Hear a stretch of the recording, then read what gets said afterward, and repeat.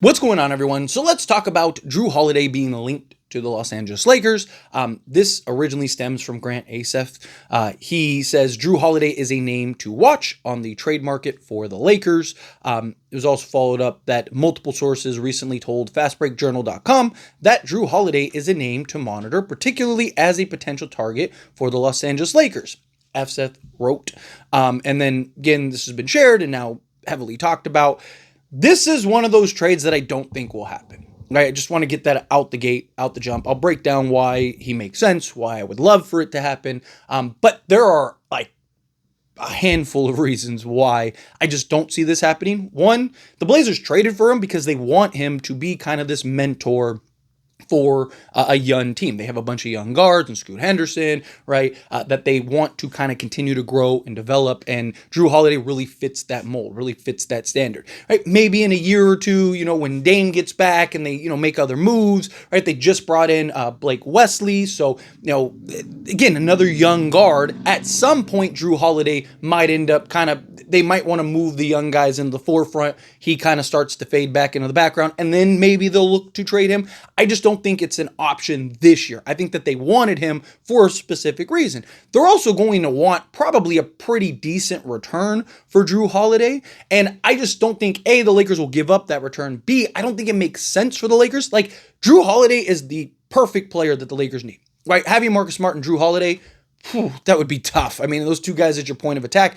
But I think one, the Lakers need a bigger kind of two-way, like an Andrew Wiggins more than a Jrue Holiday, right? I think if you want like a Jrue Holiday type, he's not as good, but he's a lot cheaper, would be like a DeAnthony Melton or a Josh Okogie or even a Matisse Thybulle. I think you can make an argument because they're longer, so they can defend kind of those like longer, bigger wings, which Jrue can, Marcus Smart can, but they're best kind of, you want them defending and being that point of attack, that one and two, the occasional three type thing. But also from the Lakers standpoint, like he would, ruin their 2027 plan to preserve and keep cap space because he has a player option for $37 million that year. He ain't opting out of that, right? He'll be like 38 years old at that point, right? I don't care. Like people usually point to like his age, right? He's 35. I don't care how old you are. Are you exactly what this team needs? And are you still good? Yes. Okay. Bring him on.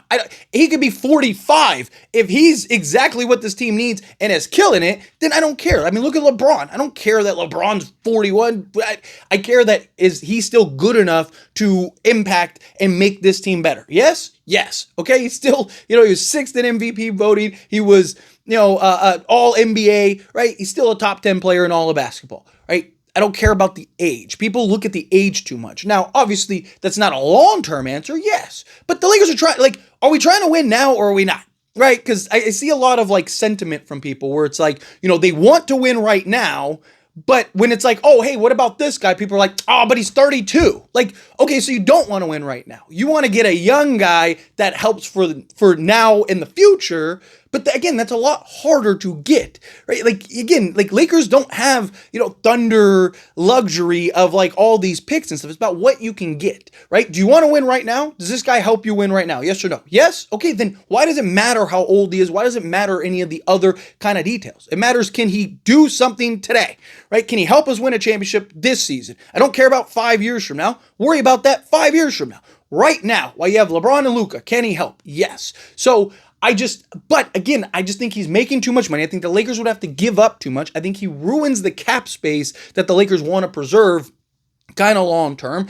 And I don't think he's young enough to justify kind of tapping into that cap space, right? And there is the concerns about the decline over the years. Again, this year I think he'll be fine, but at what point do you start to see a little bit of that decline? So I just think Portland is not going to really want to move off of him unless it's like a deal where they're just like, we can't say no to this. But if you're going to give up Connect and Rui and a first and all that stuff, I'd rather go get Andrew Wiggins because I just think that that's a bigger need, right? Or somebody in that mold, like a 6'7", 6'8" versatile wing. Can you go get a Miles Bridges, right? Something like that to where, again, younger, Andrew Wiggins slightly younger, but still a couple years younger. I guess 5 years younger. But point is, like, that guy is a bigger kind of, he can defend multiple positions. He can still play multiple positions. Same thing with the Miles Bridges. Can slot in, defend either forward position, even some bigger centers. So I look at it in that sense of, like, if you're going to have to pony up, which you probably have to pony up for a Jrue Holiday, I'd rather you go and pony up for another guy. Or just go the route and go get a Matisse Thybulle and Robert Williams, which would probably be cheaper than going and getting a Jrue Holiday. Even just player-wise. Even just, sending out the contracts that you have to send out. Because, Jrue Holiday's making 32 million this year, right? And then he's going to make 35, 37, right? Like, it's just, you'd have to send out, you're talking Rui, Maxi Kleber, and Gabe Vincent just to, like, get there, right? If you could clear some salary and do all this other stuff, then yeah, sure, right? Because then now you're not trading just for Jrue Holiday. Maybe you're trading for Jrue Holiday, Al Horford, and, Josh Okogie, right? So it's like, okay, you're kind of filling in the blanks, but still, I think that's tough pill to swallow for the Lakers, right? Especially now that you have Marcus Smart. I just think you need kind of that bigger sort of wing. And I think what you'd be looking for Jrue to do, right, I think you could still get in a cheaper manner. Right? I think Matisse Thybulle can give you a lot of the same things they'd be looking for Jrue Holiday. Because, again, Jrue Holiday, yes, you could start next to Luka Doncic, and I think would be ideal. But are the Lakers going to do that? Probably not. Probably going to start Austin Reeves, which means now Jrue Holiday's coming off the bench, which means the role and opportunity and all of that is diminished, right? He's not going to probably get the production that $35 million player would be, right? Where I'd rather just go get a Matisse Thybulle, right, that can come in, play the role. He's, a third of the price and can kind of play that role. Like, that's my only thing. Again, if you can get Jrue Holiday, like, if today the Lakers trade for Jrue Holiday, I'm not going to be like, oh, what are the Lakers doing? No, I'm going to be stoked. Right? Like, don't get me wrong. I don't want to undersell the idea of Jrue Holiday. I think he'd be fantastic. I just don't know if that's the best sources of their assets on top of, would Blazers actually trade him? Like, Matisse Thybulle, yes, I think Lakers can really get him. I think he is probably the most realistic target out there because I just think they don't really have a need for him. Where does he really fit? How many minutes is he going to play? Right? They're trying to kind of use the young guys. They have like 15 guys that can play his position, play his role. So I just think that he's a realistic option. Same thing with a Robert Williams, right? I think those guys definitely could get, right? But I just think Jrue Holiday, you're talking, you'd really have to, you'd have to convince them enough to go, yes, that's worth it for them. Now, Jrue Holiday supposedly doesn't want to be there. He wasn't happy about the trade. So it's possible maybe he pushes himself and forces his way to the Lakers. If the Lakers are actively trying to trade for him, maybe he goes, hey, get me to the Lakers. That's a real possibility. But even then, Portland doesn't have to trade him. You're under contract for 3 years, right? Like, what are you going to do? You're just going to sit out? You're not going to play? Like, of course not, right? It's not, especially not at 35, right? So, and then that's really not going to make teams want to go trade for you. So I don't think that that's something that is realistic. But if, let's say that the Lakers can and do land Jrue Holiday, right? What does he bring? Because I want to talk about the pros of adding Jrue Holiday, which I think there are a lot, right? He gives you exactly what this team needs. Point of attack defense, versatility, a guy that can defend 1 through 3, right? Like a guy that, is a veteran, has been there, done that. I mean, he's gone to 2 separate teams and they immediately won championships with him. Milwaukee and Boston, because of what he does, right? It's not just the scoring. It's not just, the box score. It's the impact overall, right? A guy that can be a leader, a guy that can obviously score the basketball, defend at a high level, but he does the intangible, does the dirty work, right? High motor, high effort. He's really bought in and embraced that, hey, I will do the scrap, right? I will do the dirty work. Right? He make the hustle play. Something I talked about with like a Dorian Finney-Smith. Why Dorian Finney-Smith was so good for the Lakers. It's not the box score. It's all the things unless you're watching the games, you're not noticing.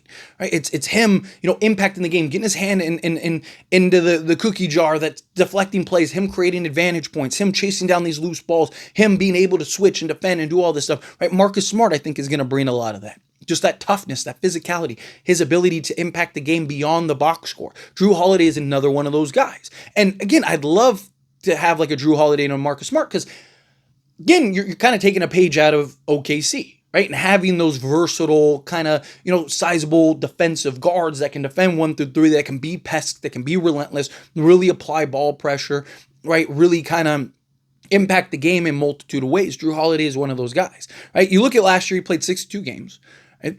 Just under 31 minutes per game, 9.2 field goal attempts per game, shot 44.3% from the field, shot 35.3% from three-point range on 5 attempts. It's not great, right?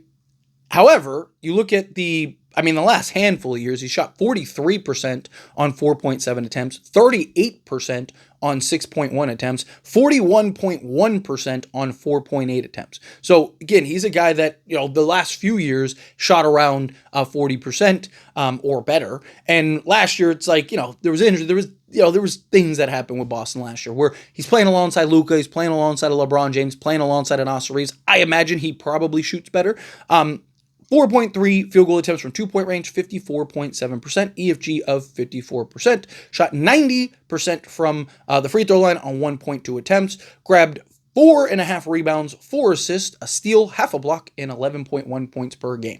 Again, I like Jrue Holiday. If you can get him, sure, I'd love it. Make it happen. I just think given his contract, right, given how much he's made, what the Lakers' plans seem to be, right, I don't think that they're going to make that move. I don't think Portland will trade him. I think Portland really wants him. I think they're looking at him as like a guy that gives them stability maybe in a year or two, sure, but at that point might not even be worth it. So I would like to see the Lakers kind of just go in a different direction, not waste your time with Jrue. Touch base, sure, pick up the phone, do your due diligence, fine, but from there, I just think the Lakers would have to give up too much, and even just to match salary, even if they're like, hey, give us expiring contracts, right? Like the amount of contracts you'd have to give up, the amount of players you have to give up, you're basically trading for Jrue Holiday, and that's essentially it, right? Unless you're moving Austin Reeves or something later on. But let me know your thoughts and opinions down in the comments. That being said, if you don't like this video, hit that like button. Helps me a lot. So we enjoy these types of videos, and I truly appreciate it. Not subscribe to the channel, hit that subscribe button, turn on the bell notifications. Appreciate y'all. See you in the next one.